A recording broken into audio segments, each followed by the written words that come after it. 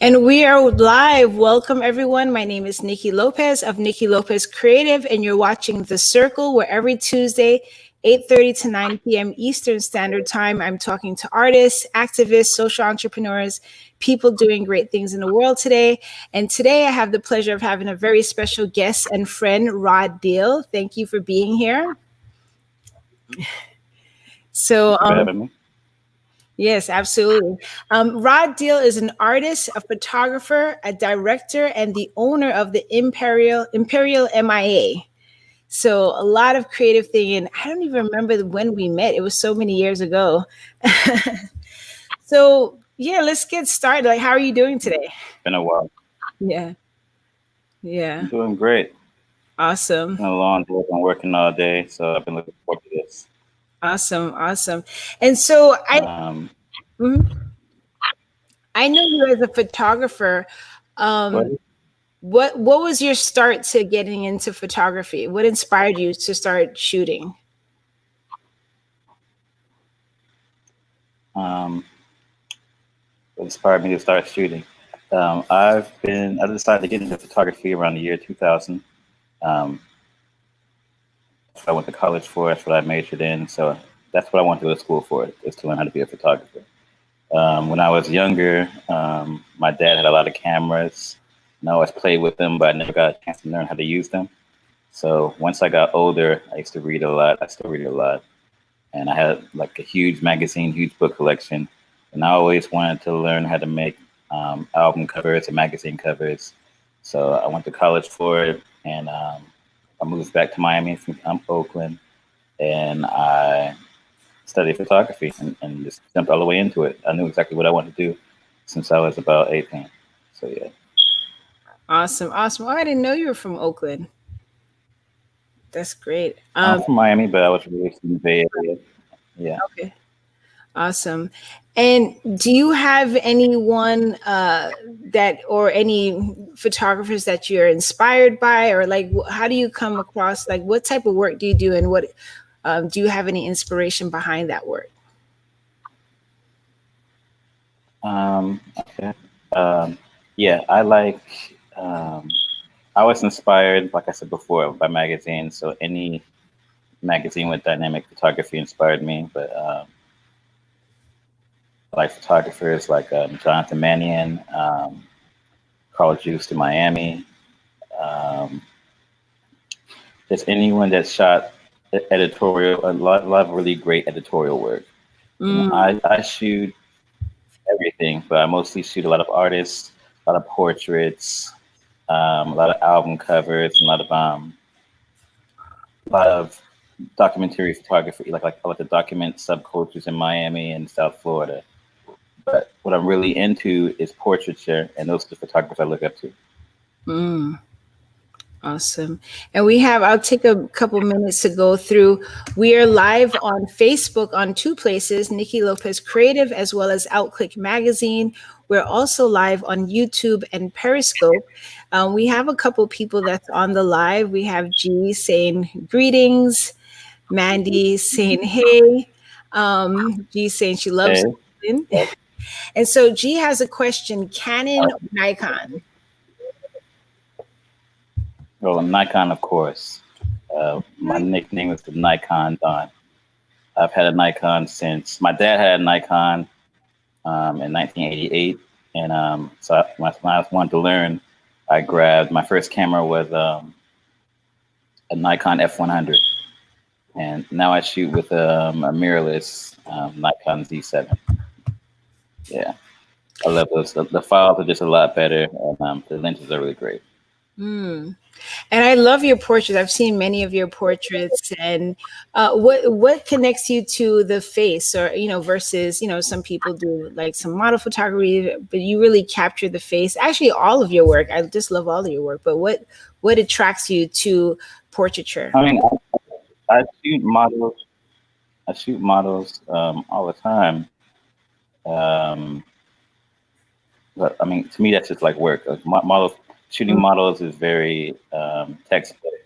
They all have about 50 to 200 poses, and it's fun. But I like to shoot personalities and people that I like to bring out people's natural beauty when I shoot them. Like I like to show how I see people. I don't want to shoot someone that's super duper pretty all the time. It's fun, and everyone loves something that's really pretty, but they have a million great pictures. I'm trying to when I shoot someone, I'm trying to show how I see them. You know, and I normally am attracted to really strong personalities, really strong artists, and so that's what I look forward to shooting the most, people that I can learn something from, or people that are very, very interesting, you know? And I know you have some of your work. Can we share some of your work with the audience a little bit so we could see some of them? Let's see. Oh yeah, sure. Let me look at my website now. We can I can share the screen for it. Just give me a second. Okay. All right. And is it going? All right.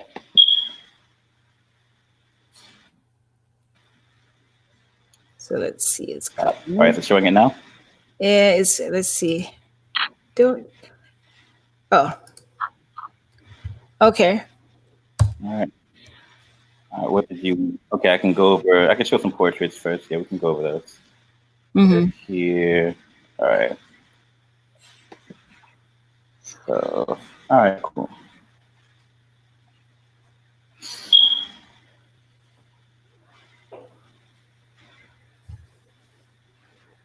All right. Can you see it? Yeah. Oh, I actually like that. All right, that's actually okay. So I guess I can go by them one by one. Well, sorry. Okay. Let's see here. This is an artist. It's for Miami New Times, I'm pretty sure. Really big artist in LA.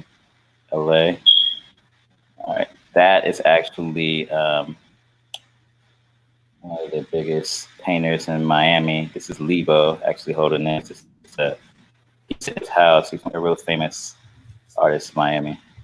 All right, let's see what we have here.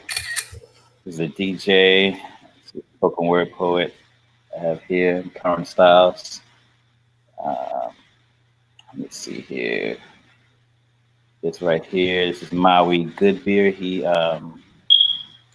runs an organization for kids. He teaches from the ghetto how to surf. It's called Street Waves. Yeah, so he has a nonprofit for that. On a call with him the other day. Yeah, he's great. This is these are models. There you go. This is a dancer. Her name's Grace Jones. She's a really great dancer, real popular in Miami as well. Let's see what we have here. That's also solarization of Grace. Let me see here. Hold on. It's my partner, Marcus Blake.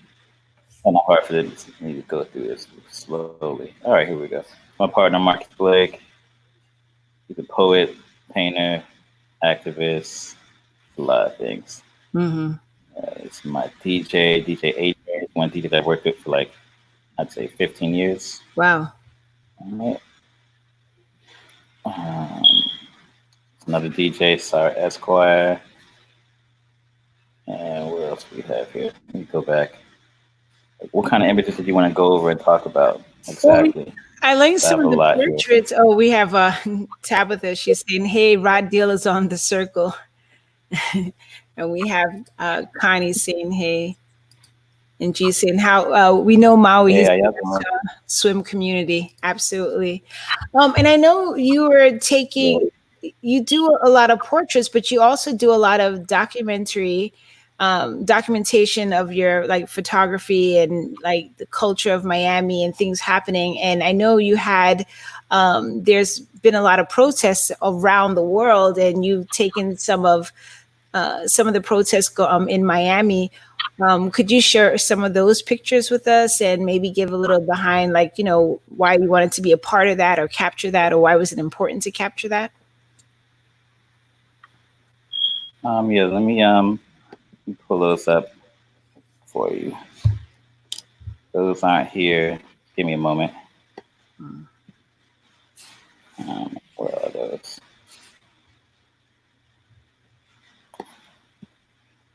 But let's go over another series while I find those. It's gonna take me a while to pull those up. Okay. Well, so you say artist and photographer. What's the distinction for you? Okay, so I've been in about 50 art shows. I sell a lot of artwork, a lot of prints. So technically, that would make me a fine art photographer. So just curating a lot of art shows and being in a lot of art shows. I think photography is a viable art form, but fine art photography is different. It's when you're shooting an exact series for a particular reason, um, with the intention of it being in a museum. As far as here's a series. Here's my last main series that I had um, in galleries. This one was up at the Laundromat Art Space in Little Haiti not too long ago. It was a natural hair series I shot on Fuji FP 3000B film. Gives you a Polaroid and a negative, and this is basically me just it's just a love letter really to my culture and just like letting people have pride of their natural African hairstyles. Since when I made this back in 2015, a lot of black hairstyles were considered to be unprofessional, and you were encouraged to straighten your hair out and not really wear your natural hair. So I wanted to show something really raw and rugged so people can be inspired to be themselves. And on each image, people have their story of why they chose to have their hair that way. And everyone's story is completely different because at the time they felt like we were rebelling. Most of the people are artists, painters, actors, but they all made a distinct choice to wear their own natural hair because they have knowledge of self. They know who they really are. Right. Beautiful work. So we have a couple comments. He's saying, Connie, photography is so important right now with so many different levels. Sylvia saying hello. G said great work. Oh, I love the shots. Mandy saying beautiful. Connie saying creative outlet, documentation, conversation starters, expression. So we have another question. What kind of image did your father capture with his camera? I wonder if he influenced the kind of work you're doing. Oh yeah, he definitely did. Even though he doesn't really know it. My dad shot a lot of. He took me to Europe when I was a kid, like when I was 5. Took me all over Europe, all over Great Britain, France, Germany, for work, and that's when he had his. That's when he had the Nikon, and we shot everywhere. So yeah, that was a camera I would play with all the time. I get in trouble for playing with, but he never showed me how to use. And we basically just regular vacation photos, but I mean the camera just looked so awesome, looked complex, and it was a manual focus camera. It's an SLR, so really hard to use, really hard to get into, and I always would play with it, especially when all my toys would get taken away. I always look at it and be like, I'm gonna learn how to use this one day, but I never got a chance to use it in high school or junior high growing up because there wasn't any dark room or anything where I was at. So I had to come to Miami to learn at Miami-Dade when they had a huge dark room, huge studio. And that's basically where I lived from like 2000 to 2005, more or less. Awesome. And we have the amazing filmmaker Kathleen Dean saying amazing work. Connie is saying, I love your work. And we have Kim Sands on YouTube saying inspiring work. And Sylvia, love the shots also. Absolutely. Are you working on any new work now?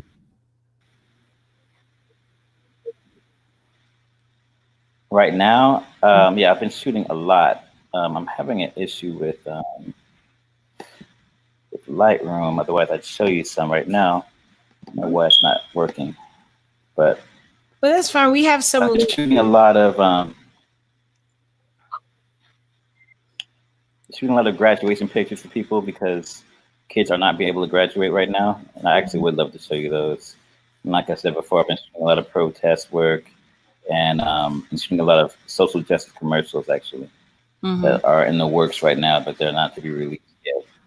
That's what I've been working for the past 2 months during the pandemic, mostly graduation photos and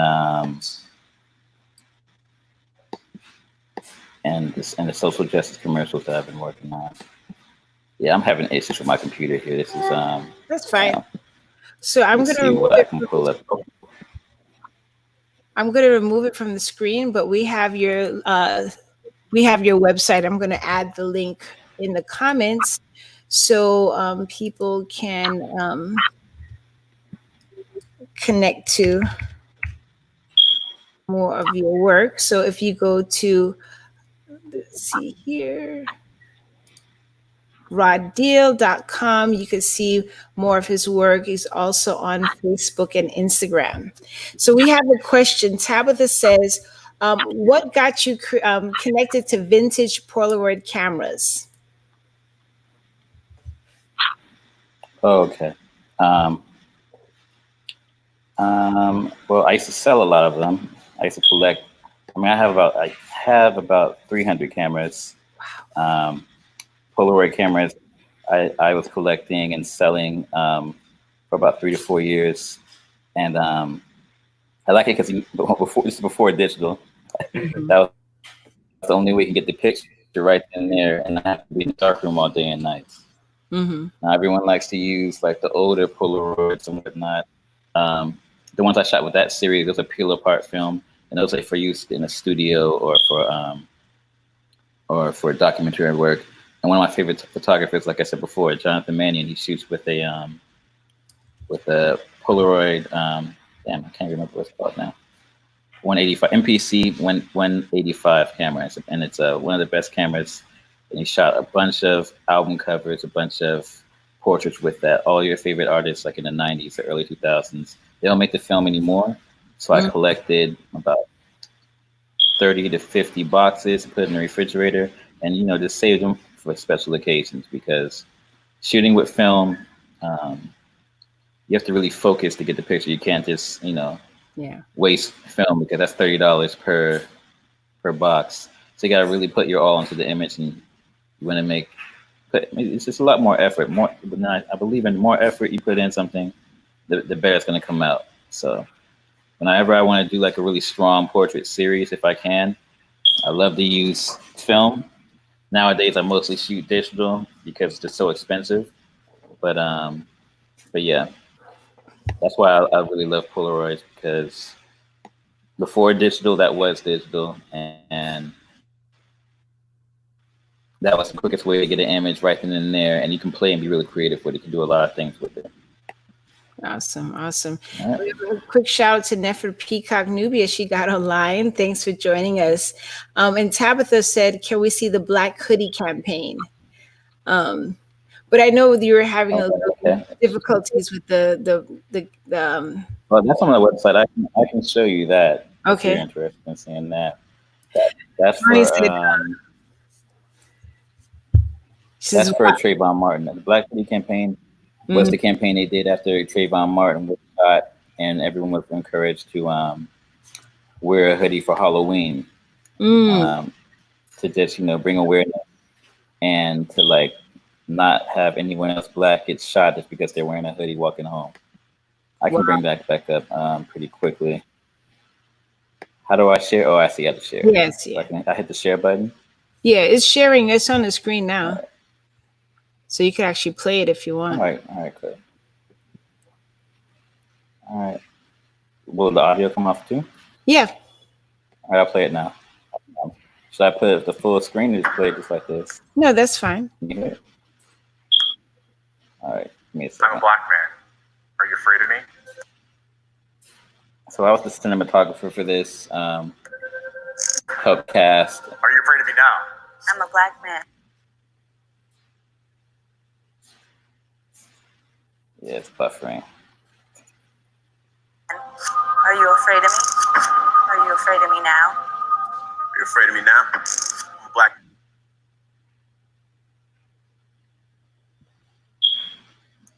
man. Are you afraid of me? Are you afraid of me now? I'm a black man. Are you afraid of me? Are you afraid of me now? Are you afraid of me? Are you afraid of me now? Are you afraid of me?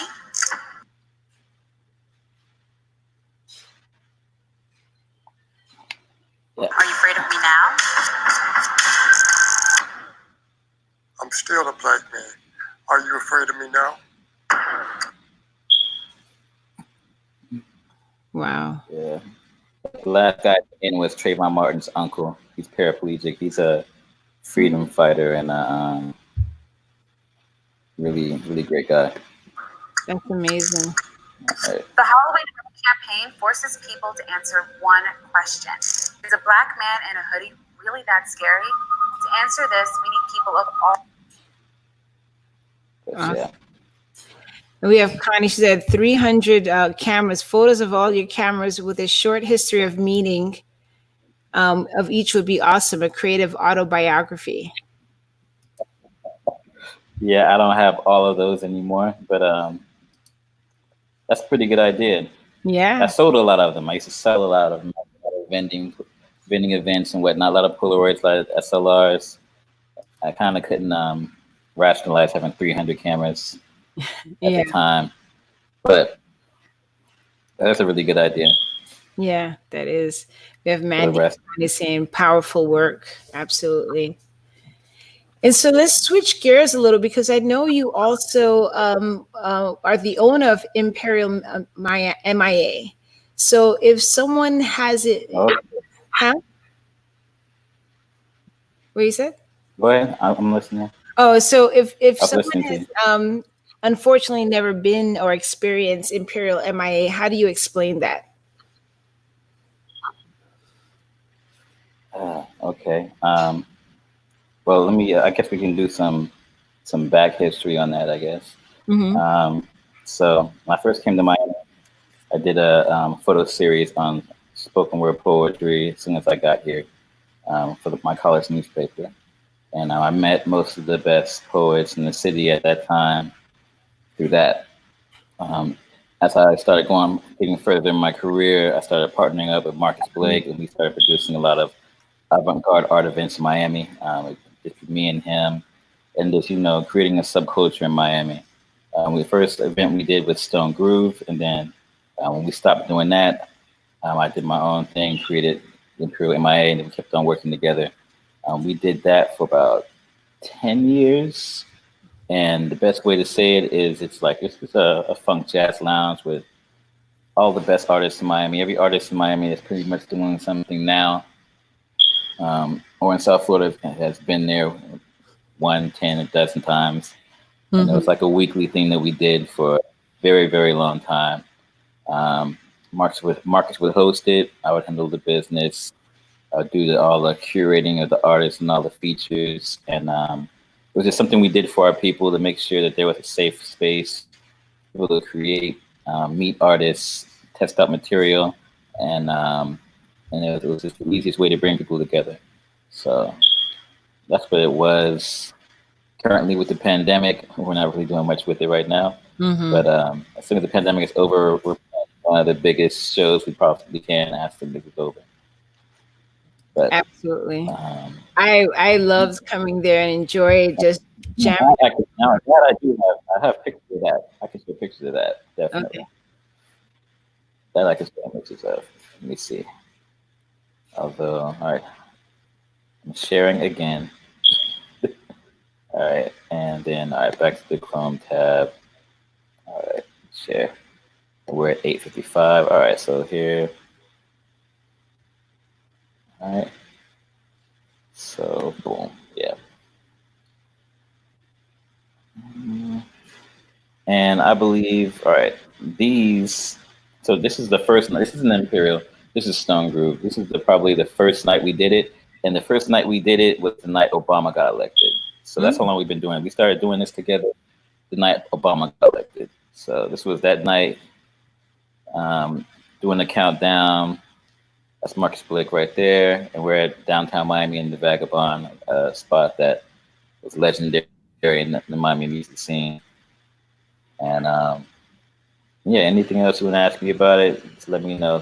It's mostly just an artist lounge, a spot for artists to create every week. We did it every single week for 8 years straight, and then we started doing it quarterly after that. But we've been doing it for about 10 years. Actually, 14 years. What are you? 12 years now since Trump's about to get out of here, huh? Yes, absolutely. What keeps you connected to like the music scene or the culture, or the subcultures of Miami?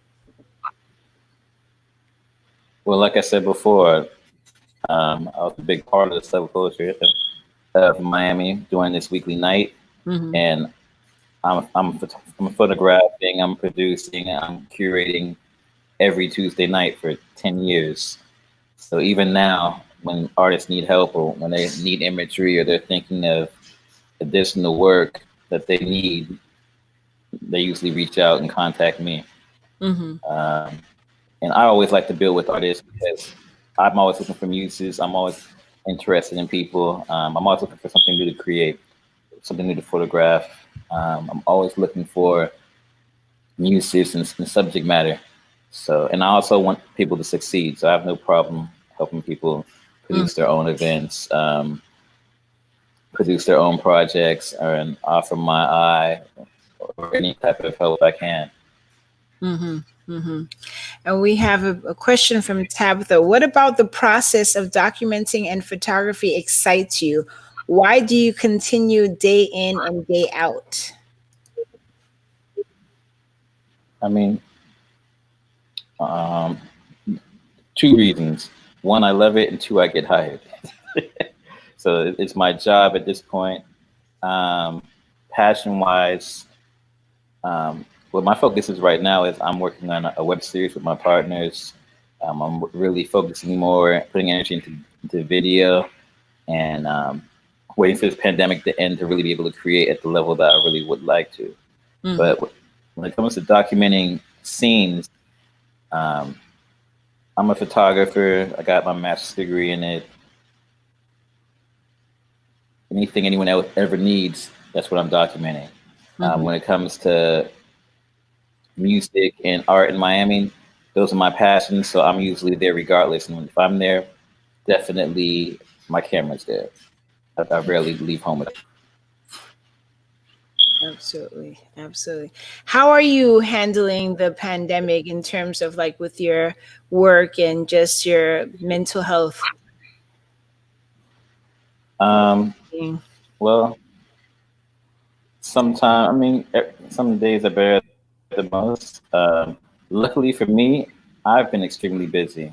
Like I said, I've been shooting a lot of graduation photos, which I really want to show. So let me see if I can get this to work now. And I've been shooting a lot of portraits and just trying to take one day at a time. I mean, I think I went through depression like everyone else, not working, not moving much, and now I just want to try to create as much as I can. Because with COVID, you never know how long you have here. Everyone wants to be safe, but it seems like we're in the epicenter for it, especially here in Miami. And you never know who's gonna have it and who haven't. I personally lost about 15 to 20 people to it already, and luckily my family has been safe and my closest friends have been safe, but a lot of them haven't. And the ones that have caught the disease, they've recovered. So that's where I'm at with it. I'm just trying not to get depressed or let it bother me or feel trapped, and trying to look for avenues to create and just keep positive energy forward. As an artist, I know a lot of artists feel like they have no motivation to create right now, but you're supposed to be able to create through pain. All great artists do it, so you couldn't just be at the house moping and like do something, create something, stay busy, because before you know it, this will be over, or before you know it, your journey could be over. So True. you want to be able to leave things that will touch people, and you want to be able to be satisfied no matter what happens. And we have a question from Connie. Do you feel Mhm. you're living in your purpose? Oh, definitely. Like my primary purpose is to create imagery. I've dedicated my life to it, um, sincerely. Like that is all I'm really here for, is to create imagery, help people with their projects, bring people together. That's what I've spent most of my time and put most of my energy into doing. A lot of people have families and whatnot. I have a huge family, but I have 0 kids, and these are my babies. Mm-hmm. So I put everything I have into my work and enjoy my life. Absolutely. We have a filmmaker, Lovely Jones, agreeing with you. She said, push through this pandemic and be creative is the way. Absolutely. Absolutely. Sure, all day. Absolutely. So, So huh? I'm looking for the protest images, but my Lightroom is not syncing and it's not opening up. And it's on the website through Lightroom, Okay. so it's Adobe's fault. 'Cause I had a lot of work to show you. It's just kind of not opening up. Let me look at my Dropbox and see if I can find it for you. Are I do you have a lot of work that we're working on, but are you participating in any like I didn't hear you. virtual What did you say? shows? Are you participating in any virtual shows at the moment, or any virtual exhibitions, or um, Um, physical? I did something. I did a interview series with Ed King, a Mhm. colleague of mine, for Art Serve. Um, but as far as virtual art shows, I don't know. I'm not really a fan of virtual art shows as of yet. But I guess I need to get with the times. I'm an old man, so I guess I'm trying to. I'm still trying to get my work on my Instagram. I have so much work I have to post that I get involved with putting it on Instagram to get my like quota up. So as far as virtual art shows, no, there's nothing I'm participating in right now, but I'm open to it. Mm-hmm. Um, right now, I'm working with a lot of branding, a lot of brands, shooting a lot of protest imagery. I'm shooting a lot of graduation photos and doing a lot of portraits, um, and it's trying to help a lot of these small businesses survive. I'm shooting a lot of food and chefs, because all these the restaurant industry is basically dead right now, and that's what I'm really focusing on: shooting a lot of food and trying to help them transition towards Uber Eats and Postmates and whatnot. That's what I'm mostly shooting right now: graduation photos, food, and portraits of artists. Mm-hmm. Okay, we have another question. What do you recommend for those who feel like they may be losing their love for the art due to a lot of commission work? I understand that. I tell them first, enjoy the money. You know, like if you're getting commissioned a lot and you have a lot of work, take a break and enjoy the money. If you're an artist, you should be able to, and how do I go back? Let's see. You should be able to work at your own pace. Set your own deadlines. So sometimes you got to take a step back, go to the beach, enjoy yourself, and regain your motivation. Like people get motivation by living their life. You're not supposed to just be in a studio creating 24/7 and then asking yourself, where did my motivation go? Your motivation is when you live your life. When you walk around, experience nature, when you're around loved ones, then you get motivated. You have to live. You can't just constantly create 24/7. Even though that's what I do, Mhm. but Right. I also make it a point to enjoy my life and be around people that motivate me, so that I can retain motivation. And sometimes you're gonna run out. Cool, but you're not Superman or Superwoman. You're not supposed to have unlimited motivation. You're supposed to get motivated at your leisure. Like you're not clocking in 9 to 5. So if you're not motivated, you tell people, I'm not motivated right now. It's going to take a while. I need to find the motivation. There's nothing wrong with telling someone I'm looking for what is the motivation for this? You know, and also communication is key. Like the more you talk to someone or about what your project is, sometimes you have to talk and brainstorm and go over the project until you find the motivation. Like that is part of your job, to find the motivation, but it doesn't have to be on anyone's timeline but your own, you know. No matter what anyone said, they'll always every day I have a deadline, you know. But when it comes to creative work, I try to give myself my own deadline first before I take someone else's. Absolutely, absolutely.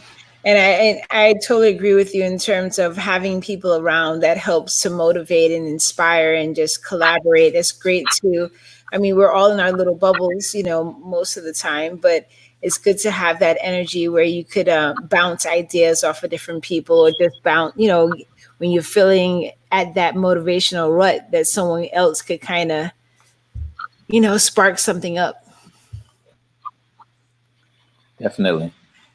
So we have musician Eric saying, Eric and the Jazzers checking in from Fort Lickerdale via Boogie Down Bronx, sending support and blessings. I hear that. I hear that. Blessings to you too. Yes, yes. So what's next for you? Because I know you're working on a series. Do you have anything else, you know, that you're working on as well, or planning to do? Well, I'm working on a show with a partner of mine, and it's basically, I don't know how early it is to talk about this, but basically it's a Anthony Bourdain show about liquor. So we're trying to give people a really great education on alcohol, basically, like the history of alcohol, what the drinks are, how to properly drink it, what goes with it, how to master flavor profiles and whatnot. So we're constantly shooting and creating and talking about that right now. And then I'm also working on a web series based on life in Miami, like from my viewpoint, and I'm writing that with my partners, Trey Brainan and Keldrick Mobley, and we've been working on that for the past 2 years, and we have a pretty good outline right now, and we're looking to start shooting hopefully when this pandemic ends. But this pandemic is giving great great ideas for life in Miami right now, because this pandemic life in Miami is insane. I mean, I know you're in Broward, so you don't know, but Miami people are really acting up and acting it down for it. Yeah, yeah. And we have Kim Sands from YouTube. You're a talented super brain. You're a talented super brain. So keep pushing, because this is your time to create out of these difficult times. Oh, thank you, Ken. That's very sweet and nice of you to say. You Yeah. keep pushing as well, and so you're very talented as well. Thank you for your kind words. Absolutely. If you had access to a time machine, where would you go and why? To the past or to the future?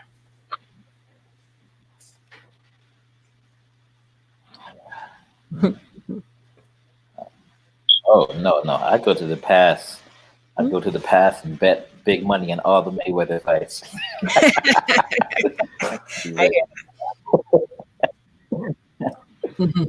I'd work like a slave for the Mayweather and Manny Pacquiao fight and put everything I have on it, be rich. That's definitely what I would do. Go back that 10 years. That'd be fun, actually. Yeah, I'd pull a Biff for sure. Pull a Biff and be president or something. I don't know the future. I don't know when the future. You don't know when the future's going to end. Yeah, You know, you have no clue. that is very true. Like shit is real right now. What's the best way to reach out to you? Because I know you're on Instagram and Facebook, and you have your website, of which we put it in the comments. But what's the best way someone can reach out to you? Instagram is Instagram on my website, but my ats are always Rod Deal. My name ROD. That's 2 D's EAL. You follow me on Instagram. I'd always love to get my followers up. I have plenty of. I have so much work to post. I don't know why I'm hoarding it. So I need to start. I need to start filling out my Instagram. I got about 20 projects I need to post on there, and that's the best way to contact if you're looking for work or anything like that, contact me via my website, my phone number, my emails, everything is on there. And you can follow me on Twitter. Same thing, Rod Deal. All of my information is all Rod Deal. RODDEAL at RODDEAL. Awesome. Awesome. Well, I want to, thank you for joining us this evening. It was great catching up with you and chatting with you and seeing what you're up to and learning. I'm sorry about the technical difficulties. I wanted to show you some more new work, but I don't know. Adobe's really acting up right now. I don't know what to say. Yeah. Well, that's the beauty and pain of live, right? We have there's some things we have immediate access to, and sometimes the technology is like, I don't care about your show. So that's totally fine. But we did provide your website, roddeal.com. We have your Instagram to get in touch with you. So definitely going to be looking into that. Tabitha is at let's see, hold on. Someone's asking for the website. So the website is roddeal.com. And that's it's right there. Thanks. Yeah. Absolutely. And then Tabitha is asking, will you take my portrait? I want the real deal. I don't know, Tabitha. You sure, Tabitha, I'll come by your killer studio. Yeah. I'll come check you out. So Tabitha has 300 cameras too, right? She has amazing cameras. Exactly. She has, she's got a collection, and she's been eyeing the one that I got from you a couple years ago from Marley. It was a vintage Polaroid, Yeah. Absolutely. Yeah, the Tasmanian Polaroid that I got. You know what your son calls it? He was like, "Are you the one who gave me that really old camera?" Yeah. The really old camera. I know. You got to go order the film from Amazon.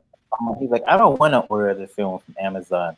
This camera's too old. Can you give me a newer one? That's what he said. I know.